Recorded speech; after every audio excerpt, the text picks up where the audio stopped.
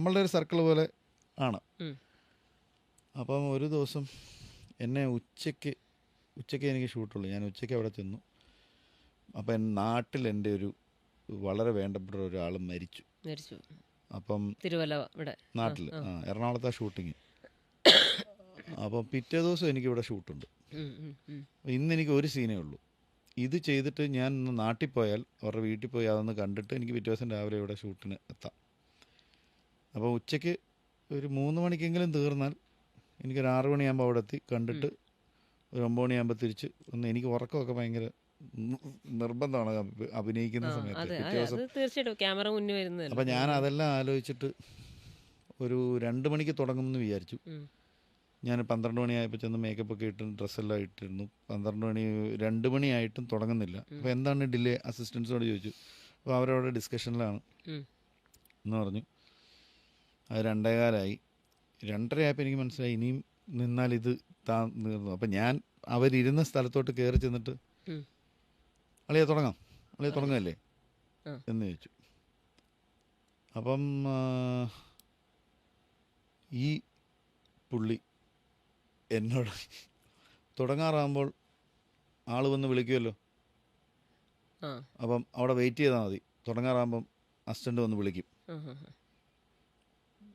അതെനിക്ക് പെട്ടെന്ന് പുള്ളിയുടെ വായിന്ന് കേട്ടപ്പോൾ എനിക്ക് ഭയങ്കര സങ്കടമായി. ഞാൻ ചോദിച്ചു അതെന്താ?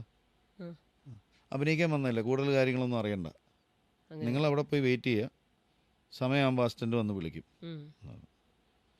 അത് വേറൊരു ആളാണ് പറഞ്ഞിരുന്നതെങ്കിൽ സോറി എന്ന് പറഞ്ഞിട്ട് ഞാനൊക്കെ പോയേനെ. കാരണം അയാൾ അങ്ങനെയല്ലല്ലോ ഒരാളോട് പറയേണ്ടത്. ഇതിനകത്തൊരു ഹൈരാർക്കി. ഞാൻ നിന്റെ കാര്യം നോക്കിയാൽ നമ്മളിവിടെ ചെയ്യുന്നുണ്ടെന്ന് പറയുമ്പോൾ നമ്മളൊരു തേർഡ് പാർട്ടി ആയി പോയി.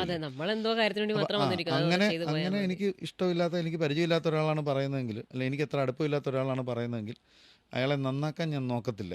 അയാൾ അങ്ങനെ തന്നെ ജീവിച്ചോട്ടെ, ആ സ്വഭാവമായിട്ട് അങ്ങനെ തന്നെ പൊക്കോട്ടെ എന്നേ ഞാൻ വിചാരിക്കത്തുള്ളൂ.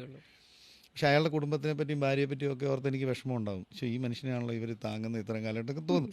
ഇവൻ എൻ്റെ സുഹൃത്തായതുകൊണ്ടും പെട്ടെന്ന് ഞാൻ അതെന്താ കളി അങ്ങനെ പറഞ്ഞ് എന്ന് ചോദിക്കുകയും പിന്നെ അവിടെ ഒരു തർക്കം ഉണ്ടാവുകയും.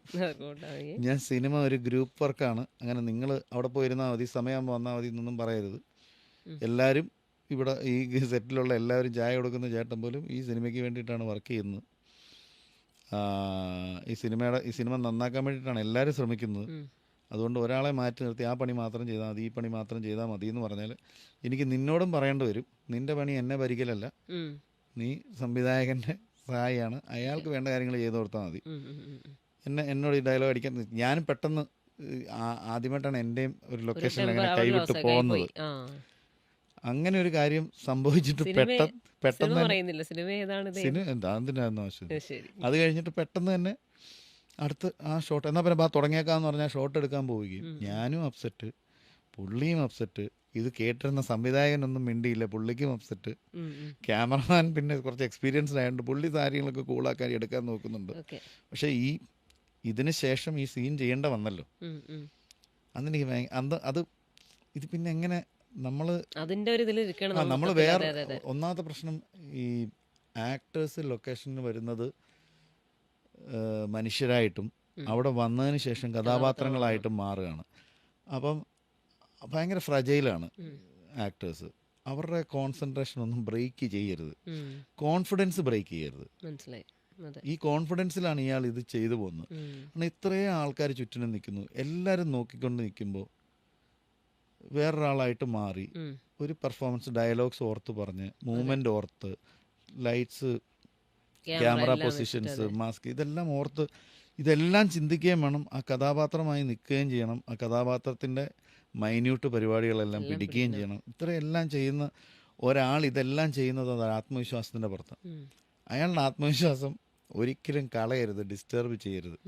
അതുകൊണ്ടാണ് നമ്മൾ കണ്ടിട്ടുള്ള ലെജൻഡറി ഡയറക്ടേഴ്സ്, സീനിയർ ഡയറക്ടേഴ്സ് ഒന്നും ആക്ടേഴ്സിനെ കുറ്റം പറയുകയോ വഴക്ക് പറയുകയോ അങ്ങനെ ഒന്നും ചെയ്യാത്തത്.